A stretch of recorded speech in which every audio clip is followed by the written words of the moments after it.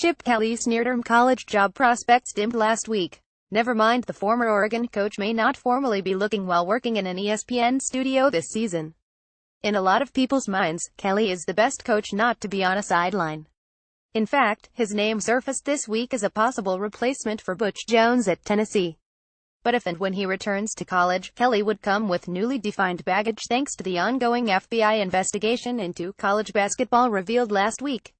It has been almost 4.5 years since Kelly was sanctioned by the NCAA after he had left for the Philadelphia Eagles. He was slapped with failure to monitor in the infamous Will Lyles affair. Even worse, Kelly was handed an 18-month show-cause penalty, basically an absentia, after he went to the NFL. Oregon was accused of paying $25,000 to Lyles, a shadowy 7-on-7 coach, in exchange for his guiding players to the Ducks.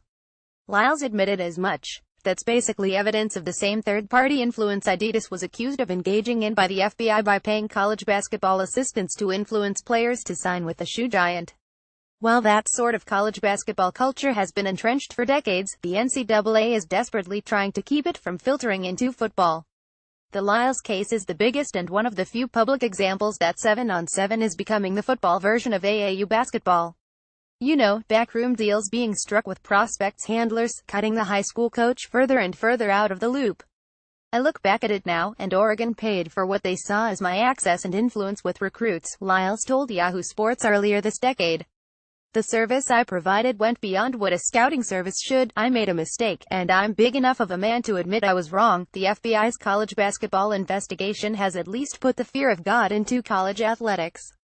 The under-the-table shoe deals have reportedly slowed considerably for the moment.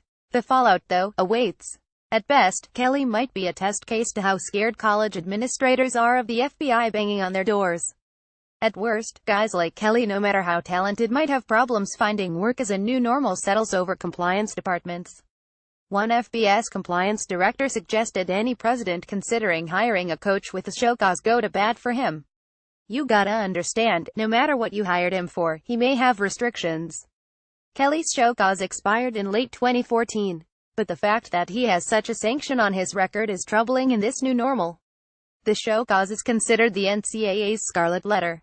If a school hires a coach saddled with such a label, NCAA penalties can follow the accused to his new place of work. How that looks for a sitting coach is a bit murkier. Indiana fired basketball coach Kelvin Sampson after he was found to have made improper calls to recruits for a second time. The NCAA rules have since been changed so that sort of conduct would be a violation today. Sampson currently coaches at Houston. Florida Atlantic officials are looking into how such a show-cause penalty might affect defensive coordinator Chris Kiffin's ability to do his job. Lane Kiffin's brother has been accused by both Ole Miss and the NCAA of violations during his time with Rebels. One source said Chris Kiffin has been forthcoming when questioned by FAU officials. Kelly would likely have to face similar questions if and when he got back into college coaching. In 4 NFL seasons with 2 teams, Kelly went 2,835. While a return to the pros doesn't seem imminent, his college coaching rep remains burnished.